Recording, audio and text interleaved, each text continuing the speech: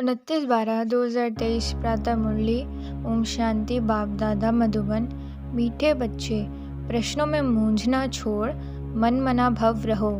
बाप और वर्षे को याद करो, पवित्र बनो और बनाओ। प्रश्न: शिव बाबा, तुम बच्चों से अपनी पूजा नहीं करवा सकते हैं, क्यों?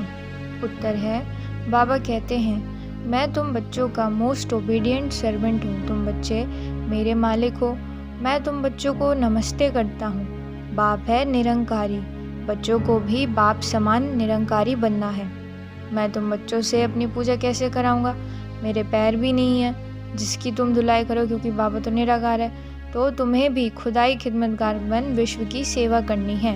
गीत है निर्बल से लड़ाई बलवान की। ओम शांति। निराकार शिव भगवान उवाच है।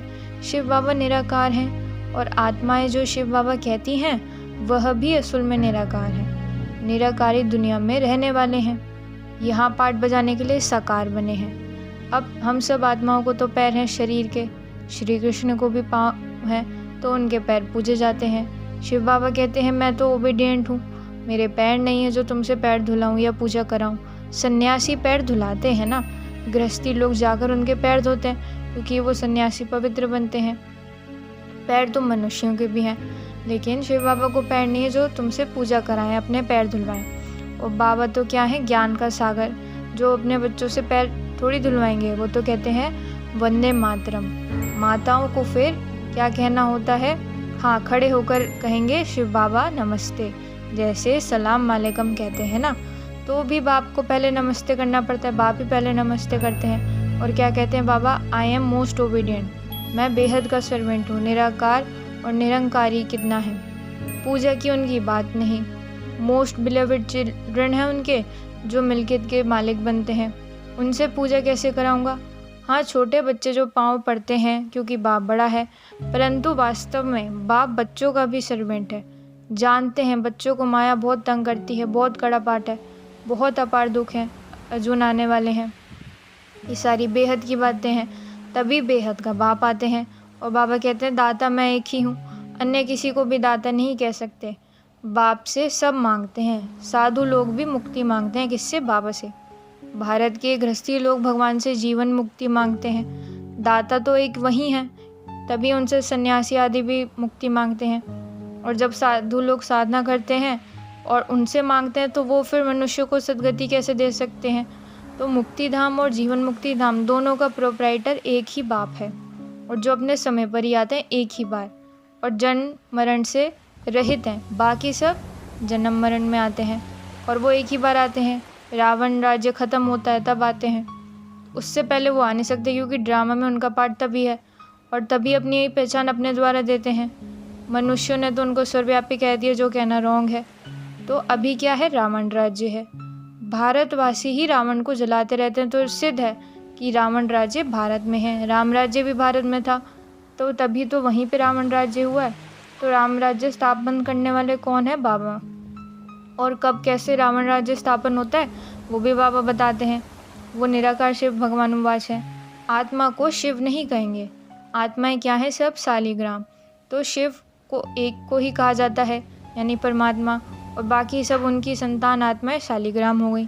ये क्या है? रुद्र ज्ञान यज्ञ। ब्राह्मण लोग जो यज्ञ रचते हैं उसमें एक बड़ा शिवलिंग और छोटे छोटे शालिग्राम बनाकर पूजा करते हैं। देवियों आदि की पूजा तो वर्ष वर्ष होती है, ये तो रोज़ मिट्टी के बनाते हैं और पूजा करते हैं।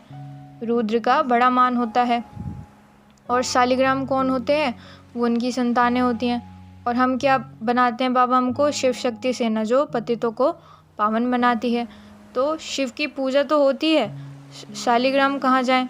तो बहुत मनुष्य रुद्र यज्ञ रच शालिग्रामों की पूजा करते हैं। तो शिव बाबा के साथ बच्चों ने भी मेहनत करी, इसलिए उनका यादगार है। तो उन्हों को कहा जाता है खुदाई खिदमतगार। खुद निराकार भी ज़रूर कोई शरीर में आएंगे ना, मतलब उन्होंने जिनका तन लिया। स्वर्ग में तो खिदमत की दरकार नहीं। शिव बाबा कहते हैं, देखो ये मेरे खिदमतगार बच्चे हैं, नंबरवार तो है ना, सबकी पूजा तो कर ना सके।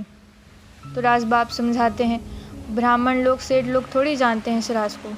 वास्तव में क्या है? ये रुद्र ज्ञान यज्ञ। बच्चे पवित्र खुद बन और भारत को स्वर्ग बनाते हैं। ये बड़ी हॉस्पिटल है जहाँ योग द्वारा हम एवर हेल्दी बनते हैं।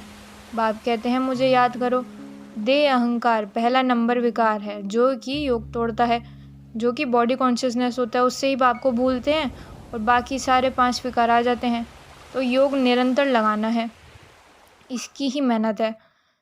मनुष्य श्री कृष्ण को भगवान समझ उनकी पूजा करते हैं, परंतु पतित पावन तो एक ही बाप है जिनके पैर नहीं है, बिगर पाँव हैं तो वो अपने पाँव कैसे धुलवाएं। और माताओं का सर्वेंट बनते हैं, माताओं की पूजा करवाते हैं। कहते हैं बाप और स्वर्ग को याद करो फिर तुम 21 जन्म राज्य करेंगे। 21 पीढ़ी गाई हुए और धर्मों में नहीं गाई जाती। किसी भी धर्म वाले को 21 जन्म स्वर्ग की बादशाही नहीं मिलती है, ये भी ड्रामा बनाया हुआ है। और जो देवता धर्म वाले थे वो और धर्मों में कन्वर्ट हो गए। तो जो स्वर्ग के सुख थे जो बाबा ने दिए थे वो अपरम अपरार थी, नई दुनिया थी। क्योंकि नए मकान में सुख वैसे भी होता है, थोड़ा पुराना होने लगता है तो उसमें कुछ ना कुछ दाग भी लग जाते हैं, फिर उसकी रिपेयरिंग। तो ऐसे ही बाबा की भी महिमा अपरम अपार है, क्योंकि स्वर्ग की महिमा अपरम अपार है। तो जो इतनी सुंदर दुनिया रचने वाला होगा तो उसकी महिमा कितनी बड़ी होगी, और कोई स्वर्ग का मालिक बना ना सके शिव बाबा के अलावा। तो हम बच्चे जानते हैं, बाबा हमें समझा रहे हैं कि ये विनाश की सीन कितनी दर्दनाक होने वाली है। और उससे पहले ही बाबा चेताते हैं कि उनसे वर्षा लो, उनकी याद में रहो, मतलब ईश्वरीय गोद लो। और शिव बाबा बड़े हैं ना, तो तुमको प्राप्ति बहुत है उनसे वर्षा लेने में, स्वर्ग के सुख मिलते हैं। नाम सुनते ही मुख में पानी होता है, कहते हैं फलाना स्वर्ग पधारा। स्वर्ग प्यारा लगता है ना, तो यहाँ तो है ही नर। जब तक सतयुग ना हो तब तक स्वर्ग में कोई जा नहीं सके। बाप समझाते हैं जगदम्बा जाकर फिर स्वर्ग की महारानी लक्ष्मी बनती है। मम्मा बाबा जास्ती प्रसाद करते थे तो वही पहले नंबर प्रिंस प्रिंसेस बने। राज्य तो माँ बच्चे भी करेंगे, सिर्फ लक्ष्मी नारायण तो नहीं करेंगे, बाकी बच्चे भी करेंगे। तो बाप आकर मनुष्य से क्या बनाते हैं, देवता बनाते हैं। कैसे? पढ़ाकर। अगर कहते श्री कृष्ण बनाते तो फिर श्री कृष्ण को ले गए द्वापर में। अगर श्री कृष्ण तो द्वापर में तो देवता होते नहीं हैं। सन्यासी कह नहीं सके हम स्वर्ग जाने के लिए रास्ता बताते हैं, उसके लिए तो भगवान चाहिए, क्योंकि सन्यासी भी खुद उनसे मुक्ति मांगते हैं। तो मुक्ति जीवन मुक्ति के द्वार कब खुलेंगे? कलयुग के अंत में, जब बाबा आकर शिव बाबा आकर रुद्र ज्ञान यज्ञ रचते हैं और क्या बताते हैं, मैं हूँ शिव, रुद्र हूँ और बाकी मेरे बच्चे क्या हैं, शालिग्राम। ये सब शरीरधारी हैं, मैंने शरीर का सिर्फ लोन लिया है और इन सबको ब्राह्मण बनाता हूँ। और ये ज्ञान कोई में होता भी नहीं, शूद्रों में भी नहीं होता। जो सतयुगी देवी देवताएं होते हैं वो पारस बुद्धि होते हैं, और जो कि उनकी ऐसी प्रालप कौन बनाते हैं, बाबा अभी संगम युग पर बनाते हैं।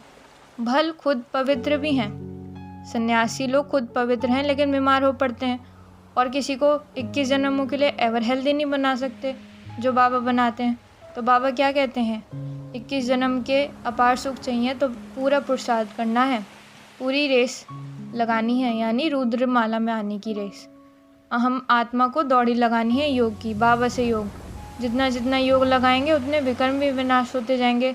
और योग कैसे लगाना है, उठते बैठते चलते फिरते यात्रा पर रहकर। बुद्धि योग कैसे रहे, बाबा के साथ जुड़ा हुआ, तो स्वर्ग के अपार सुख मिल जाएंगे।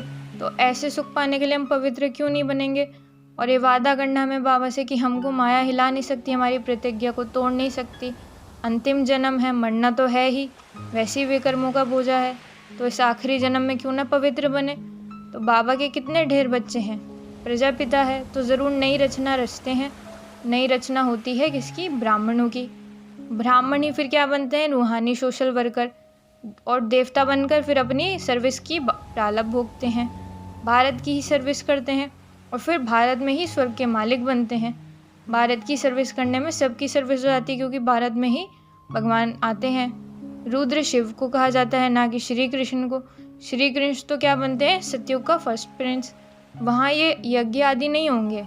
अभी क्या है, रावण राज्य, एक खलास होना है, फिर रावण बनाएंगे नहीं, क्योंकि बाप आकर इन जंजीरों से, यानी रावण की जंजीरों से, रावण कौन है, माया यानी 5 विकार, उनसे छुड़ाते हैं। तो शास्त्र पढ़ते पढ़ते भी हमारी क्या हालत हो गई है, हम और ही पतित हो गए हैं। तो बाप समझाते हैं कि बाप को याद करने से ही हमारे में हिम्मत आएगी, पवित्र रहेंगे। फालतू प्रश्न अगर कोई पूछता है पवित्र रहने पर, तो उनको कहो कि मन मना भव, अपने को आत्मा समझ, बाप को याद करो। ऐसे नहीं कि प्रश्नों का रिस्पॉन्स नहीं मिला तो पढ़ाई छोड़ दी, नहीं। बाबा कहते हैं रिस्पॉन्स नहीं दो, अपने को बाबा और वर्षे से मतलब है। इसी बात को याद करते रहो, चक्र को याद करते रहो। फिर त्रिमूर्ति और चक्र दिखाना होता है। फिर लिखते हैं क्या, सत्यमेव जयते। परंतु अर्थ नहीं समझते। हम समझा सकते हैं कि शिव बाबा को याद किया तो सूक्ष्म वतनवासी ब्रह्मा विष्णु शंकर भी याद आएंगे, और स्वदर्शन चक्र को याद करने से वैजयंती हो जाएंगे। जयते माना माया पर जीत पहनेंगे। तो कितनी समझ की बातें हैं कि सत्य शिव को याद करने से माया पर हम क्या पालेंगे, जीत। यही सत्यमेव जय का अर्थ है। ये कायदे हैं। हंसों के साथ में बगुले बैठ ना सकें, तो बी के जो बनते हैं वो स्वर्ग की परी बनाते हैं। तो उनकी बड़ी रिस्पॉन्सिबिलिटी रहती है कि कोई आए तो उनसे पूछे कि आत्मा के बाप को जानते हो, कि आत्मा का बाप कौन है। उनसे प्रश्न ज़रूर वही पूछेगा जिनको आता होगा। सन्यासी ऐसे प्रश्न कभी नहीं पूछते कि तुम जानते हो कि हमारा बेहद का बाप कौन है। तो हम ये प्रश्न पूछ सकते हैं क्योंकि बाबा ने हमें समझाया। तो बाबा कहते हैं कि ब्राह्मणों को बोलो पहले सगाई करें, यानी अपनी सगाई परमात्मा से करें, अपनी बुद्धि की तार परमात्मा के साथ जोड़ें। तो सतयुगी देवी देवताएं बहुत काल से अलग रहे हैं, तो पहले ज्ञान भी उन्हीं को मिलेगा। तो लक्ष्मी नारायण ने जो हमने 84 जन्म पूरे किए हैं, तो पहले ज्ञान भी उन्हीं को मिलता है, उन्हीं आत्माओं को मिलता है। तो जो मनुष्य सृष्टि का झाड़ है, उसके पिता कौन है, ब्रह्मा, और आत्मा के पिता कौन है, शिव। तो ये बाप और दादा हो गए, और हमें उनके पोतरे यानी सभी भी के। तो अभी हमको ज्ञान मिला है। बाप कहते हैं नर्क में मैं जब आऊँ तब स्वर्ग रचूँ। तो बाबा नर्क को स्वर्ग बनाते हैं। शिव भगवानुवास भी ये है। तो ये रचना का ज्ञान और किसी में है नहीं बाबा के अलावा। कई समझते हैं सिर्फ, ये लोग कहते रहते कि मौत आया होता कुछ भी नहीं।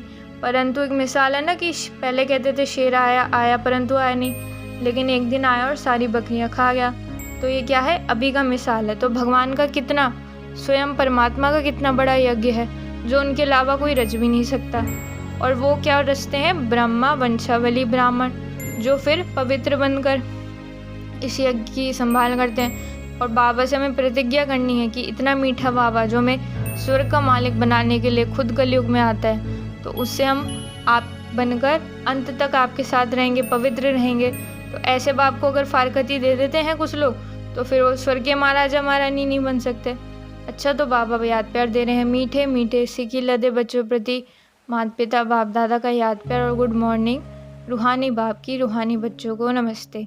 हम रूहानी बच्चों की रूहानी बाप दादा को याद प्यार और गुड मॉर्निंग और नमस्ते नमस्ते नमस्ते। शुक्रिया बाबा, शुक्रिया। धारणा के लिए मुख्य सार हैं, सच्चा खुदाई खिदमतगार बन भारत को स्वर्ग बनाने में बाप को पवित्रता की मदद करनी है। रूहानी सोशल वर्कर बनना है।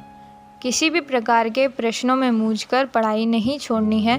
प्रश्नों को छोड़ बाप और वर्षे को याद करना है। वरदान, हदों से पार रहे, सबको अपनेपन की महसूसता कराने वाले अनुभवी मूर्त भव। जैसे हर एक के मन से निकलता है मेरा बाबा, ऐसे सभी के मन से निकले कि ये मेरा है, मेरा बेहद का भाई है या बहन है, दीदी है, दादी है। कहाँ भी रहते हो लेकिन बेहद के सेवा के क्या हो, निमित्त हो। हदों से पार रहकर बेहद की भावना, बेहद की श्रेष्ठ कामना रखना ही, यही फॉलो फादर करना है। अभी इसका प्रैक्टिकल अनुभव करो और कराओ। वैसे भी अनुभवी बुजुर्ग होते हैं ना, तो ऐसी बेहद अनुभवी बनकर अपनापन महसूस कराओ। स्लोगन है, उपराम स्थिति द्वारा उड़ती कला में उड़ते रहो तो कर्म रूपी डालों के बंधन में फंसेंगे नहीं।